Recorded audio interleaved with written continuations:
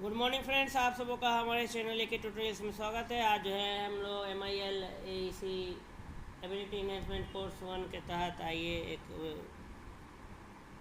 Topic को study करते हैं। व्याख्या को हम लोग पढ़ रहे थे, तो आइए कोई पंक्ति दिया हुआ है, इसकी व्याख्या को हम लोग पढ़ेंगे। क्वेश्चन नंबर 6 इस पेज में, किसी इंसान को वह चीज़ लेने का क्या हक है जिसे वह दे नहीं सकता। इस वाक्य का क्या करना है, हमको व्याख्या करना है। इस पंक्तियों, ये जो पंक्ति दी हुई है, इसी का हमें व्याख्या करना है कि किसी इंसान को वह चीज़ लेने का क्या हक है जिसे वह नहीं दे सकता।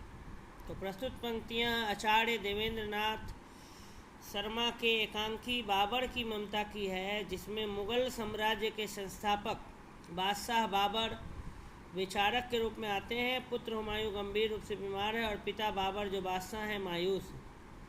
बाबर अपने मानव विरोधी आचरण तथा कर्मों के लिए पश्चाताप करता है। उसके मानस पटल पर उसके पूर्व कृत्य कौंध जाते हैं। युद्ध में बाबर की तलवार से अनगिनत लोगों की जानें गई होंगी। उसने बहुतों को मौत के घाट उतारा। आज अपने जीवन की कठिन घड़ी में बाबर सोचता है कि हजारों आदमियों की जान लेने की ताकत हम में थी, लेकिन आज एक आदमी की जान बचाने की ताकत हम में नहीं। बादशाह होते हुए भी वह मजबूर है।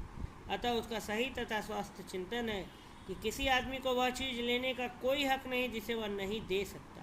अर्थात उन्होंने बहुत लोगों का जान ले लिया, लेकिन जान किसी को दे नहीं सकता। तो मनुष्य के प्राण लेने की बात दंभ के सिवाय और कुछ नहीं। बाबर की ममता, उसका पुत्र प्रेम उसकी आंखें खोलने में सक्षम। तो किसी इंसान को वह चीज़ लेने का क्या हक है जिसे वह नहीं दे सकता। ये प्रस्तुत पंक्तियाँ आचार्य देवेंद्र नाथ शर्मा के एकांकी बाबर की ममता की हैं, जिसमें मुग़ल साम्राज्य के संस्थापक बादशाह बाबर विचारक के रूप में आते हैं। पुत्र हुमायूं गंभीर रूप से बीमार है और पिता बाबर जो बादशाह हैं वो मायूस हैं।